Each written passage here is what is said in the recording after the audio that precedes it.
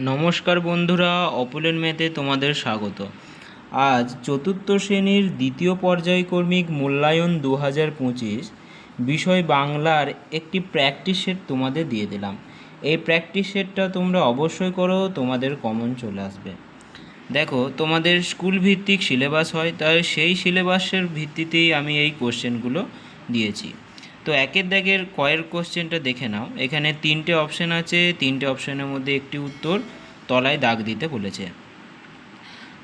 এখানে মান আছে 2। তারপরে দেখো, 2-এর দাগে শূন্যস্থান পূরণ করো। এখানে যে কোনো 6টি করতে বলেছে। তো এখানে দেখো ক খ করে সব দেয়া রয়েছে। এখানে কয়ের দাগে দেখো পাড়াময়, ঝোপঝাড়, জঙ্গল। তারপরে দেখো খয়েরটা খড়বায়ু বয় বেগে চারিদিক ছায়, সব শূন্যস্থান পূরণ করতে হবে। এখানে মান দেওয়া রয়েছে দেখো 3। আমি এখানে অনেক কোশ্চেন দিয়ে দিয়েছি, তো তোমরা এই কোশ্চেনগুলো অবশ্যই করো। তোমাদের হয়তো হাফ ইন্টু 6 এরকম করে না আসতেও পারে, কিন্তু প্র্যাকটিসের যেহেতু, তার জন্য কোশ্চেনও বেশি দিয়েছি। তারপরে দেখো 3-এর দাগের এই নিচের প্রশ্নগুলি পূর্ণ বাক্যে উত্তর দাও, যে কোনো 8টি। এখানেও মান রয়েছে 8। দেখো কয়েকটা দেওয়া রয়েছে, ময়ূরপঙ্খী বজরা ঢেউয়ের দোলায় কিসের মতো চলবে। কয়েকটা দেখো 1908 সালে কে দক্ষিণ মেরুর উদ্দেশ্যে যাত্রা করেন। শম্ভু শেষ পর্যন্ত মন থেকে কি দূর করতে পেরেছিল। ঘয়েরটা দেখো সেজ পিসিমার গ্রামের নাম কি। তারপরে দেখো উমরটা আমার মায়ের বাপের বাড়ি গদ্যাংশের লেখিকার নাম কি। চয়েরটা দেখো দূরের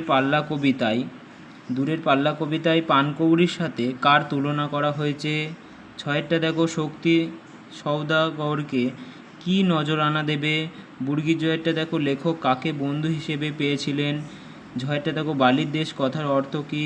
ইয়োটা দেখো দেশে দেশে দেয়াল গাঁথা বলতে কবি কি বুঝিয়েছেন। তারপরে দেখো 4-এর দাগের টিকা লেখো, যে কোনো 3টি করতে বলেছে। কয়ের দাগে দেখো সপ্ত মধুকর। খ হচ্ছে টমবয় মেয়ে, স্কট, স্লেজ গাড়ি ও ডিসকভারি।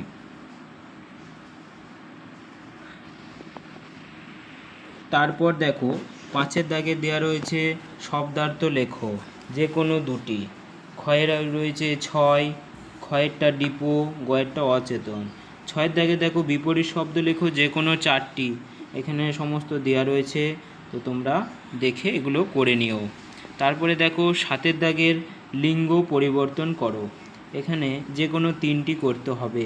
8-এর দাগে দেখো সন্ধি বিচ্ছেদ করো। এখানে যে কোনো 2টি করতে হবে। তারপরে দেখো 9-এর দাগের দেখো নিচের বাক্যটিতে সঠিক স্থান জ্যোতিচিহ্ন বসাও। দেখো এখানে পুরো লেখা রয়েছে, এখানে তোমাদের জ্যোতিচিহ্ন বসাতে হবে। এখানে প্রশ্নমান রয়েছে 2। তারপরে দেখো 10-এর দাগে রয়েছে কর্তা কর্ম ক্রিয়া খুঁজে বার করো। এখানে মান রয়েছে 1.5। তো দেখো কুসুম ছবি আঁকছিল, এখানে কর্তা কর্ম ক্রিয়া কি দেখে লিখতে হবে। তারপরে দেখো 11-এর দাগে নিচের বাক্যগুলিতে রেখাঙ্কিত অংশে কোন বচন ব্যবহার হয়েছে লেখো, যে কোনো 3টি। দেখো এখানে সমস্ত দেয়া রয়েছে, ক খ গ ঘ।